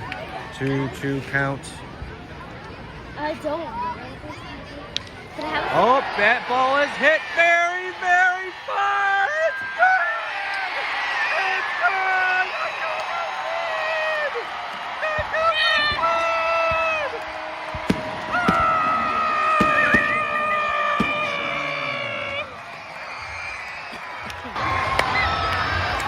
That ending is more like it. So now that we're feeling better, let's take a look at the team I've built to demolish the American Association in our second season. Welcome to 2027 and to another round of expansion. The Pioneer League welcomes the return of the Lethbridge Black Diamonds and Casper Ghosts, adding representation from Alberta and Wyoming. The Frontier League welcomed back 2 former members from the state of Michigan, the Kalamazoo Kings and the Traverse City Beach Bums. They'll both reside in the west and bump the Washington Wild Things to the east. We kept several of our coaches from last season, but the most important carryover is Matthew Toole, who gives me a head start on free agent scouting, and it certainly beats starting that process over. One new face is 2-time All-Star closer Joel Hanrahan, who takes over pitching coach duties. Parker Mashinsky is just one of 2 players returning from last season. The Texas Tech grad split time between starting and closing in 2026, but he'll pitch in middle relief in 2027. 35-year-old Rafael Ortega returns to our outfield despite a disappointing 2026 campaign. The Venezuelan will serve in a reduced platoon role this season and possibly his last bid for a return to the big leagues. Thanks to a full budget, we were able to spread our money around and acquire 7 5-star players and 19 players with MLB experience. First, let's reintroduce ourselves to a couple of former players. Johan Camargo tore the Frontier League apart for the EGLA in 2025, though didn't fare as well in the more difficult Atlantic League last season. The American Association serves as a midpoint between the two, and at 2.5 WAR as our starting third baseman would do just fine. Colin Wiles served on that same 2025 EGLA team and moved up to the Atlantic League. His mediocre record and ERA were masked by outstanding peripherals, though. He posted an ERA a full run above his league-leading FIP. He'll pitch out of the number 2 starter role in Kane County. OSA favors us to run away with the East Division, 14 games ahead of our adversaries from last season. A couple of our best players from last season are now division rivals. Mac Chambers headed to our local rival, the Chicago Dogs, as their new second baseman. Milwaukee snagged Andy Burns to play first base. Our captain, Chris O'Kee, headed to the Gary South Shore Railcats. And finally, Sung-Hyun Lee joins the hated Cleburne Railroaders, who will be our first opponent of the 2027 season. Eric Jokic and Jesse Skoltens will be the pitching matchup. Cleburne brought back some of the players that burned us in the playoffs last season, like Lucius Fox and Greg Jones, and they added our former Ogden Raptors outfielder Johan Mises from Lake Country. He'll be a dangerous foe again tonight. We scored our first run just 2 batters into the game, an Abraham Toro single that scored Sam Hilliard. That party ended quickly. Johan Mises blasted a 3-run homer off Jokic in the bottom of the first. Cleburne took a 5-1 lead, then Johan Camargo sent an RBI double into the gap to get us back into the game, but Johan Mises took that run right back with a single in the bottom of that inning. Railroader starter Jesse Skoltens nearly pitched a complete game and allowed only 4 hits. So we fall 7-2 on opening day after losing by 5 in both playoff games last season. That had Mises clearly thinking we're a joke, judging by the comment following his 3-for-5 performance. He was the number 3 performer of the day. Number 1 was former Trois-Rivières center fielder Marcus Wilson, who hit 2 over the fence for 6 RBI in Joplin, Missouri. Game of the day took place in Winnipeg, where the Goldeyes dispatched Milwaukee 15-11. We lost starting shortstop Giancarlo Cintrón for the season with a torn labrum after just 7 games. Despite the misfortune, we surged forward to a 42-14 start. That puts us 9.5 games in front of the East Pack, while Cleburne would miss the playoffs if the season ended today. We're second in runs scored thanks to an ensemble set of performances. Johan Camargo is headed to another All-Star game, and he'll be joined by 35-year-old Esteban Quiros, who leads our team in hits, doubles, total bases, on-base percentage, and slugging percentage. He's done it all over 13 seasons: the Mexican League, Mexican National Team, several affiliated organizations, the Chicago Cubs in 2022, and he was Sully Matias' teammate in AAA in 2026. Speaking of Sully, our EGLA MVP from 2025 made the big show. The Blue Jays picked him up from Philadelphia in the Rule 5 draft this past offseason. Not only did he make the big club, he's getting good playing time and smashed 10 home runs. Akil Baddoo is making a good bid to resurrect his career. The former Twins and Tigers prospect flamed out after a promising rookie year in 2021. He's gone errorless in right field while posting a strong 121 weighted runs created plus with us so far. Tim Lopes was meant to be a short side platoon player for us, but injuries gave him more chances and the captain is using them to rake. The former Mariner, Brewer, and Padre posted a 155 weighted runs created plus while rotating between first, second, third, short, left, and right. Our pitching staff has surrendered the fewest runs of any team despite poor defensive efficiency. We produced 4 All-Stars in that process. Eric Jokic enjoyed a great run in Atlanta before suffering a UCL tear in September 2025, just before his Braves won the World Series. He got a ring for his effort, but lost his spot in the big leagues. The 37-year-old is recovered and pitching well for the Cougars, posting elite FIP, walk percentage, and home run rate. Humberto Castellanos also won a ring in 2025, but for the Diamondbacks' AAA affiliate, Reno Aces. He became a free agent after an injury-riddled 2026. He's 4-0 for the Cougars so far this season. Zach Kelly had a few successful stints with the Red Sox from 2022 through 2025 and has been dominant for the Cougars, posting 42 strikeouts in just 31 innings and 1.4 WAR out of the bullpen. Eric Swanson most recently pitched in the big leagues for St. Louis in 2024, picking up 8 holds. He's posted a 0.61 ERA and 43 strikeouts for us so far. My owner decided to sign him to an extension worth $30,000, so we'll be releasing him after the postseason. That kind of money does not make any sense with our salary cap. Today's opponents are the Sioux Falls Canaries, who boast the second best record in the league. This could be an American Association Championship Series preview. Center fielder Yoswar Garcia and former Reds second baseman Jose Barrero are the 2 key players to watch. Brent DeVoe put the Canaries up 3-0 with his 2-out double in the second inning.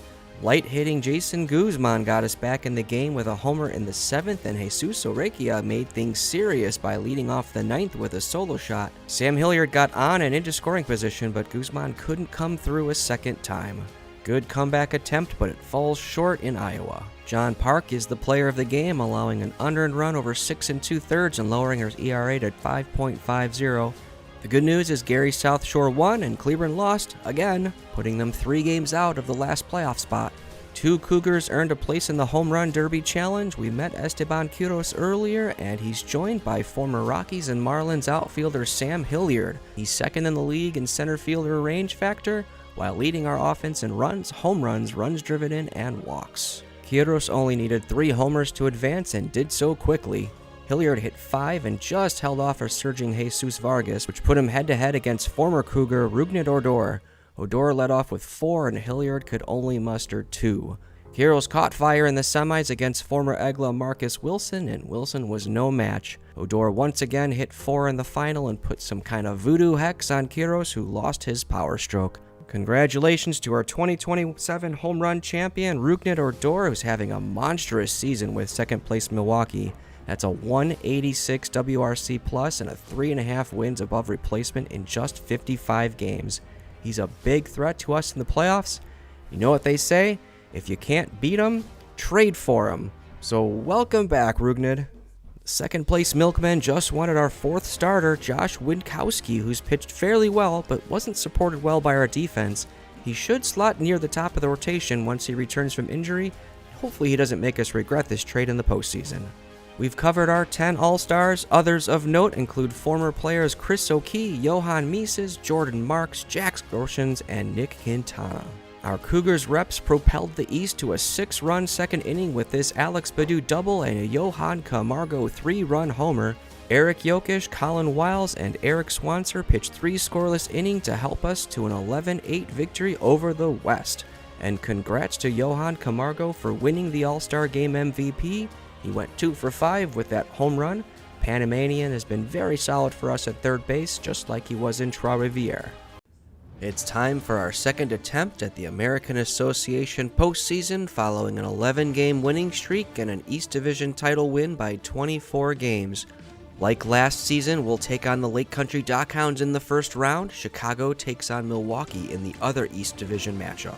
Johan Camargo finished as our most valuable position player and collected a 44-game on-base streak on the way, but his monster season ended sadly with a broken finger suffered in the second-to-last game of the season.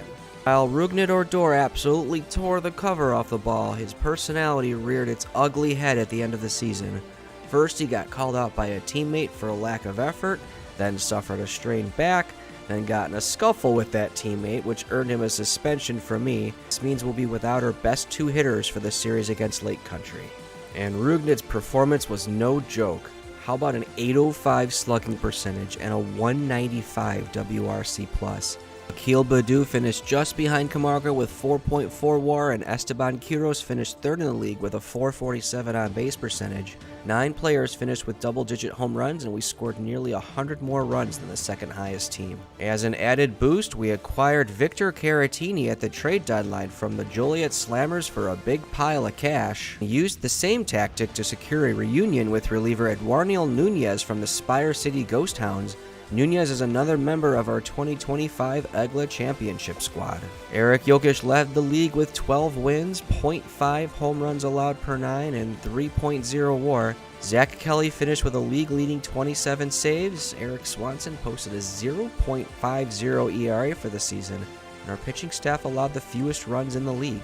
Lake Country just finished 43-57, including 0-9 against us. They have the second worst offense in the league. They don't pitch great either, but they do boast the best defense in the American Association, which converts their 9th ranked FIP into 2nd in runs against. Game 1 stayed tight until a 5th inning rally culminated in this 2-out grand slam by Tim Lopes. Eduardo Nunez was very shaky, but Zach Kelly was able to close out the game. Tim Lopes struck again in the 3rd inning to give us the lead in Game 2. Akil Badu, Sam Hilliard, and Victor Caratini all homer, and we cruised into a 9-2 victory. We outscored the Dockhounds 20-9 and rode the hot bat of Series MVP Akil Badu, who had 5 singles, a homer, and a walk over the 2 games. All the top seeds advanced to the Division Championship Series, so we take on Milwaukee next. The Milkmen fashioned a 56-44 record and feature the 4th best offense in the league. We traded Josh Winkowski to them in July, and he's scheduled to start Game 3 after scoring the victory in the deciding 3rd game against the Chicago Dogs.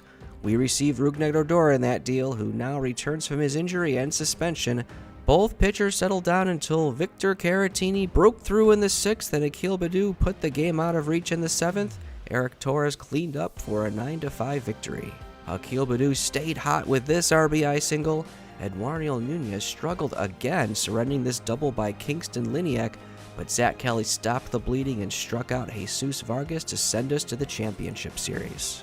Odor didn't factor much and Winkowski didn't pitch at all. Akil Baddoo wins another series MVP.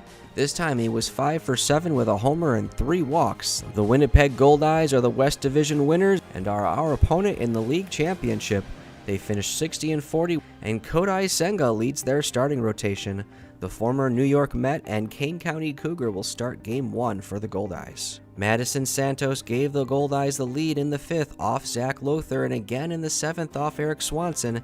Needing 2 in the 9th, we got singles from Machado, Martin, and Hilliard, but none crossed the plate as Goldeyes closer Brett Kennedy struck out Jesus Arekia with the bases loaded to end the game. That loss motivated our guys to serve up a humiliating 13-0 blowout in Game 2. Sam Hilliard launched a 2-run shot in the 3rd inning of Game 3. We got the ball to Zach Kelly, who proceeded to not just blow the save, but give the Goldeyes the lead. Esteban Quiros and Dixon Machado reached in the 9th, but 2 back-breaking strikeouts left Sam Hilliard to play hero, which he couldn't do. Now facing elimination, the Cougars roared once again. We led 15-2 after 5 innings and laughed our way to another demolition. So it all comes down to one game. Don't worry about bracing yourself for intense drama because there wasn't any. Daniel Tila retired the side in order in the 9th for the most anticlimactic deciding game in baseball history. So was it close because they took us to Game 5, or was it a whitewash because we outscored them 56-17? You can decide that one. Dixon Machado is the championship series MVP after going 12 for 22 with a homer and 10 RBI. Our postseason hitting statistics look completely absurd, but that's what happens when you score 10 runs per game in the postseason. Humberto Castellanos will go down as our playoff pitching hero, posting a 0.78 ERA, and he was our only pitcher to collect 2 wins. So we are the American Association champions, and that checks objective number 4 off our list. There's only the Atlantic League to go now. The Gastonia Honey Hunters will join us in the Champions League after winning their 3rd Atlantic League championship in 4 seasons. The Ogden Raptors will also participate. They won 3 Pioneer League titles in 5 seasons. And the Joliet Slammers round out the field from the Frontier League, which is surprising given I snagged their best player, Victor Caratini, for cash at the trade deadline. We were able to win the Champions League series for the 2nd time by defeating the Ogden Raptors 3-1. It's time to say farewell to Kane County after 2 seasons. Our 4th and final destination will be the Staten Island Ferry Hawks, who tied the New Britain Bees for the lowest financial package and win the tiebreaker due to the shorter contract length. This is shocking to me because Staten Island has made the postseason 4 out of the last 5 seasons. They're in great financial position, and there are no visible barriers from assembling a top-notch personnel group and roster this season. We are shooting for a one and done with this franchise. Who formed in 2022 after the Yankees ceased operations there in 2020. They famously signed Kelsey Whitmore, who became the first woman to start an Atlantic League game. Very disappointing that she isn't in OOTP 24 though. After enduring a difficult season in 2022, they qualified for the postseason on 4 occasions, including last season, by winning their division in the first half of the split season format, then fell in the Atlantic League Championship Series. I am here to put the Ferry Hawks over the top in 2028. Unlike Trois-Rivières and Kane County, this team has the financial wherewithal to dominate immediately. We enjoy the 2nd highest budget in our league and a strong fan base. We now play in the most prestigious of the MLB Partner Leagues with the highest salaries and best talent available. This season is longer and starts just after MLB does. As a result, the season begins with some 5-star free agents still looking for teams. I still have some money to spend, but so do all the other teams. We could see some bidding wars unfold early in the season. The Atlantic League uses 26-man rosters and is the 2nd most hitter-friendly indie ball league. Furthermore, we play in a home run-friendly park, so power and movement are important ratings this year. We also get back to deep bullpens and platoons thanks to those larger rosters. Gotta have a coaching staff first, and former Tigers speedster Quentin Berry will manage the team. He served as the first base coach for the Milwaukee Brewers from 2021 to 2025. Colin Wiles is the first of 6 players that we've brought with from Kane County. He won rings in Trois-Rivières and Kane County and had a successful season in the Atlantic League in between. Eduardo Nunez is also looking for the trifecta with me despite his troubles last postseason. He's had success in the Atlantic League before though. Zach Lowther will be our number 4 starter after an excellent surge in the second half of 2027 with Kane County. Drew Carlton earns a middle relief role after failing to impress last season. He does have big league experience with the Tigers and Padres, though.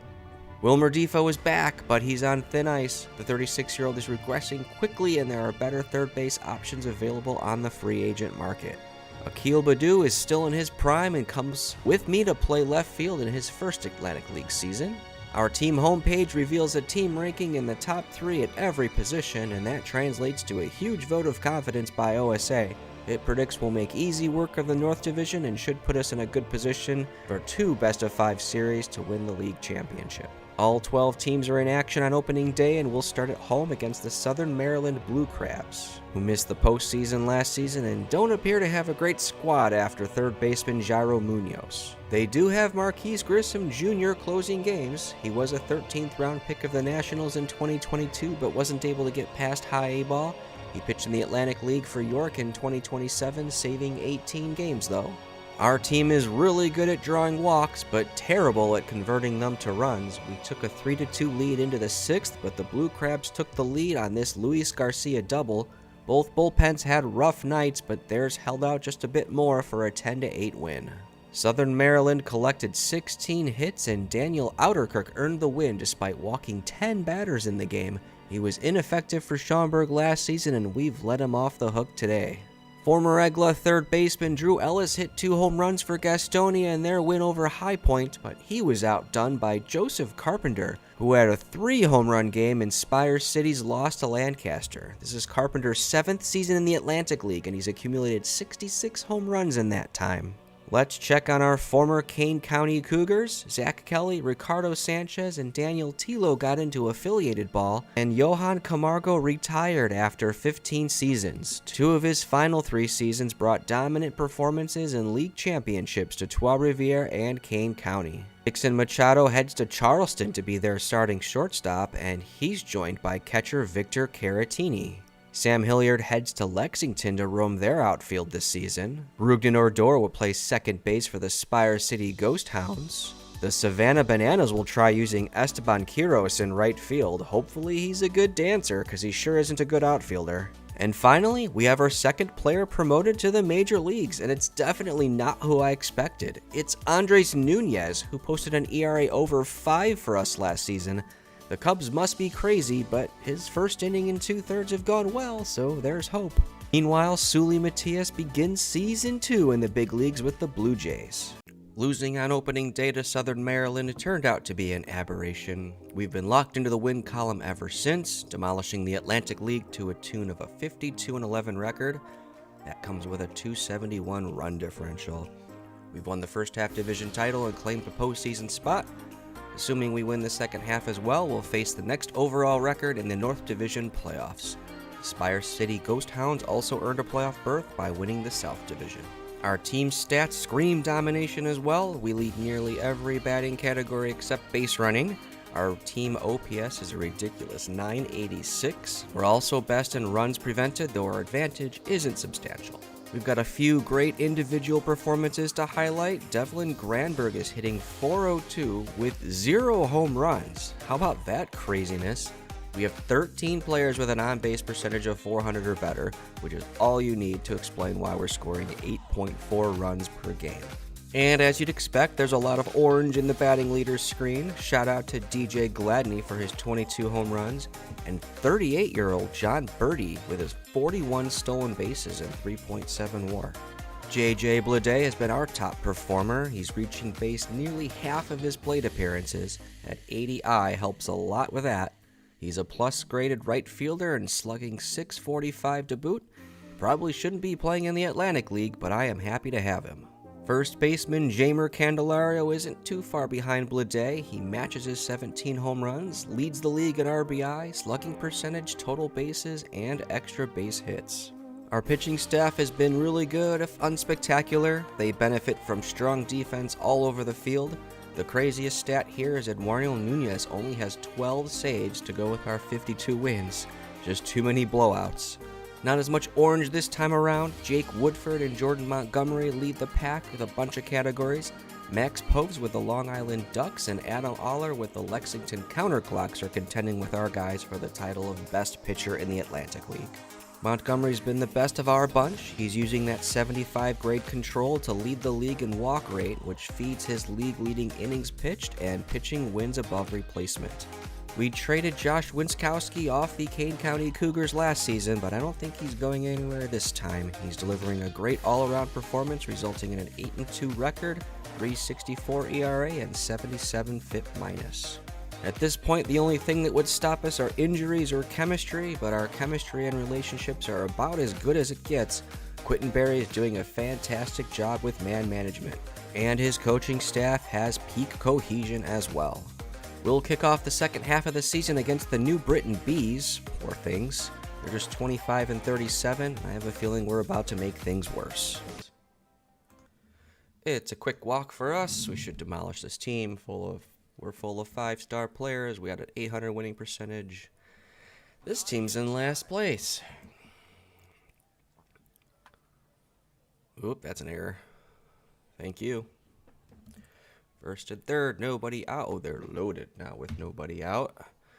Let's just end this nice and quickly. There it goes. That is going to be a grand slam to lead off the game. Nick Gordon gives us a 4-zip lead. Walks. Isami Tanaka has his 6th home run, and that's a 6-0 lead for our Fairy Hawks. We'll go to the 9th. Oop, that's not a good start. Error by Nick Gordon. Let's keep the shutout. Bradford Webb in now to finish up. Uh-oh, that's not going to be a shutout. Oh, we caught it on the warning track. Never mind. Still have our chance at it. And we got it. A clean 6-0 victory for the Fairy Hawks. Not a whole lot of action after that first inning grand slam. New Britain threatened to score a few times, but were held scoreless by a combination of Jake Woodford, Drew Carlton, and Bradford Webb. Nick Gordon is the player of the game. The first inning slam was his 13th of the season. He didn't play at all in 2027 and then decided to continue playing, so we're quite happy to have signed him just after our season started. A 135 WRC plus from the second base position will do just fine. Nomar Mazara and Mitch Wood starred in Spire City's win over Lexington. That game actually counts in the first half for those two teams. We have the early lead in the second half, but it's meaningless. We've already qualified for the postseason, so it's effectively 62 exhibition games between now and then. We finished 51-12 in the second half, nearly identical to our first half. We won both halves. York qualifies for the playoffs with the second best overall record in our division. The Lexington Counterclocks won the second half in the South, so they take on the Spire City Ghost Hounds in their division playoffs. There's the bracket. We're a pair of best-of-5 wins from glory, much less stressful compared to the American Association madness. J.J. Blade and Jamer Candelario continue to power our offense in the second half. Blade led the league in on-base percentage and slugging percentage, while finishing second with 39 home runs. Our overall run scoring was just below 8 runs per game, not as strong as it was in the first half. We signed Isami Tanaka as a free agent directly from Japan. He broke his finger earlier in the season and missed 6 weeks, but once healthy, he caught fire and finished with 25 home runs and a 180 WRC+. We acquired former Diamondbacks infielder Xavier Edwards from the Joplin Blasters in exchange for Wilmer Difo and $75,000 in cash at the trade deadline. He finished with an unreal 443, 524, 529 slash line in limited duty for us at third base. Jordan Montgomery continued to thrive as our ace, but number 2 starter Josh Winskowski tore his labrum and is out for the rest of the season. Zach Lowther and Connor Siebold won 17 games each out of the number 4 and number 5 spots. Former Cardinals first-round pick Jake Woodford finished as the league leader with a 3.06 ERA and just .4 home runs surrendered per 9 innings. He'll start Game 2 for us. Victor Villanueva has pitched his way into contention for the closer's role. He posted an ERA of 2 and has a 5-to-1 strikeout to walk ratio in the regular season. The York Revolution finished an uninspiring 66-60. They have a good offense but poor pitching, leading to a negative run differential for the season. John Berti is the player we have to stop. After 3 decent seasons in the Atlantic League, he exploded this year for 73 stolen bases and 6.7 WAR. As a 38-year-old, how is that possible? It's a great story, but I hope it ends right now. Toshihiro Tsutsui tied the game in the 7th with a 3-run homer and drove in the winning run in the 10th by getting hit by a pitch. Victor Villanueva picked up an easy 1-2-3 save. Game 2 was a complete disaster. York collected 24 hits for an easy 17-8 victory. Jesus Arequia's double gave us a 3-0 lead in Game 3. Eduardo Nunez nailed down the third game by inducing a double play in the 8th and an easy 1-2-3 9th. York took an early Game 4 lead, but Jeimer Candelario drove in 4. Isami Tanaka gave us the lead in the 8th, and Victor Villanueva clinched the series. We advanced to the championship round with 3 close victories despite stranding 47 runners over the 4 games. Our key to victory was keeping John Berti off the base paths he only reached twice. Jeimer Candelario is the series MVP, posting a 1289 OPS and was the driving force behind our Game 4 comeback win. Lexington swept Spire City in the South playoffs and become our opponent in the championship series. GM Brady Anderson foolishly traded away their best 2 starting pitchers and their best outfielder to me at the trade deadline, effectively neutering what was a strong team. They do have former Kane County outfielder Sam Hilliard, who earned MVP honors in the South Division Series. Socrates Brito was the outfielder we got from Lexington, and he made them suffer for it in Game 1 with 2 homers. We win 13-1. The Lexington pitcher we acquired blew up in our face. Ronnie Williams gave up 6 earned runs and only recorded 3 outs. Lexington tied this series. Dan Gladney put Lexington ahead in Game 3, but Xavier Edwards, Lourdes Gurriel, and Jermaine Palacios brought out the big sticks for a 14-5 victory. Jeimer Candelario hit a 3-run bomb in the first, and we took a comfortable 7-3 lead into the 9th, 3 outs away from completing the challenge. Here it is. Okay, get it together, dude.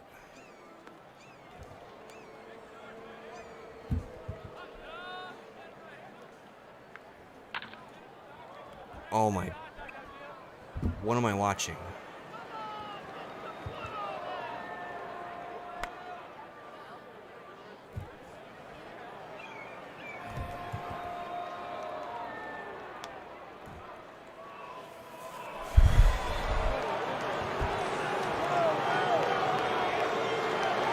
What just happened?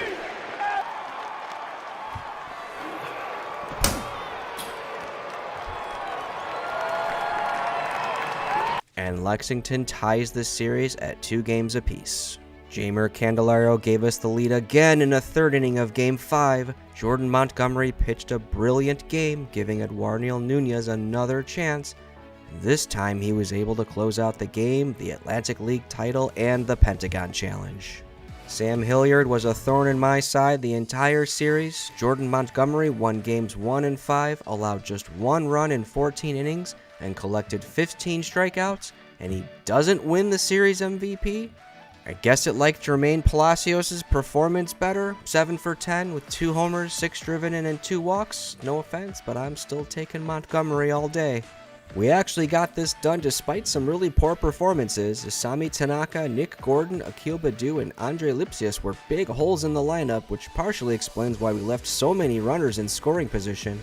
Jake Woodford, Ronnie Williams, Zach Lowther, and Max Poves all had disastrous starts and left us playing catch-up, but we got it done despite those players.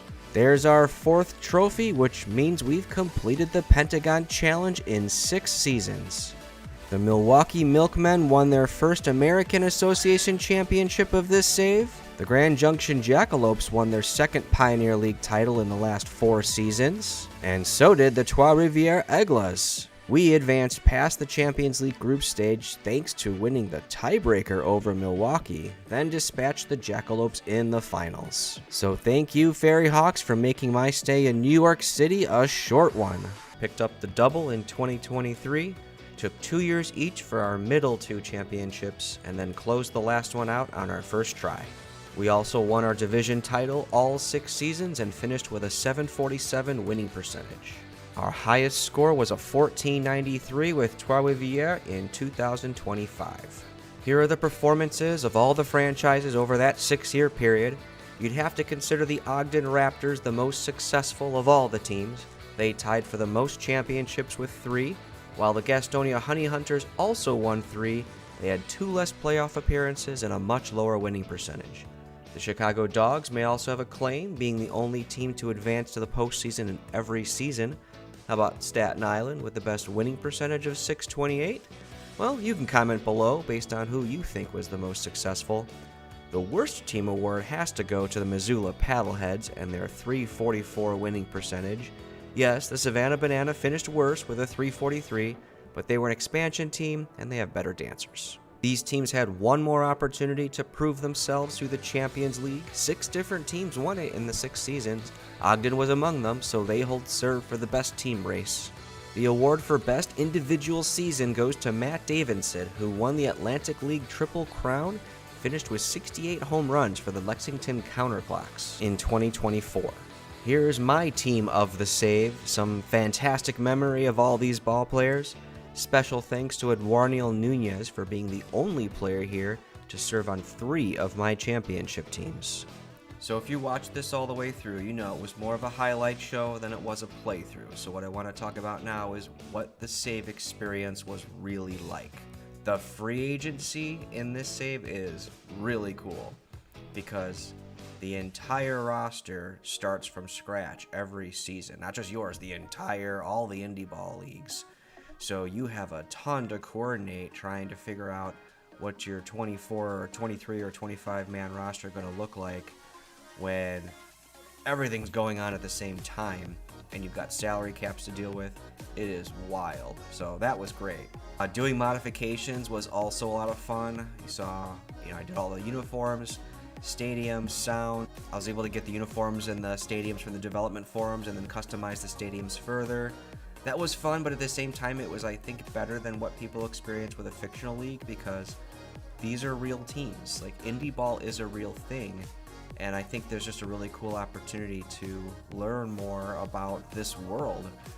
It's a real kind of hidden treasure. I even took the time to go to some indie ball games this summer, and me and my family had a blast with them. Really reinforced the save, made it feel real because these are real teams. So what wasn't so great? Let's start with the AI. It's horrible. I've always railed against it.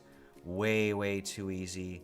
The poor AI is exasperated in this format. And the reason is, in a regular save, a lot is already locked in, right? You've got guys on long-term contracts, you've got farm systems, and it takes a while for the AI to be like stupid enough to shoot itself in the foot enough, and then you just gradually take over. But in this, like, you start over from scratch, and the AI stupidity comes right to the forefront. The seasons I had a full financial wherewithal, I mean, it was just ridiculous. We had like 800, 900 winning percentage, and it's not because I was doing anything special, but it was just giving me the best players. The other thing that was really hard about this save is when you lose, it hurts that much more because there's that full reset. It's almost like you wasted a season because everything you tried to build, the coaching staff, the players, all gone. The 2 seasons I lost, that we made financial improvements that helped the following season, but it's a massive gut punch. The last downer is the repetitiveness. Every season, I mentioned, is the free agent frenzy.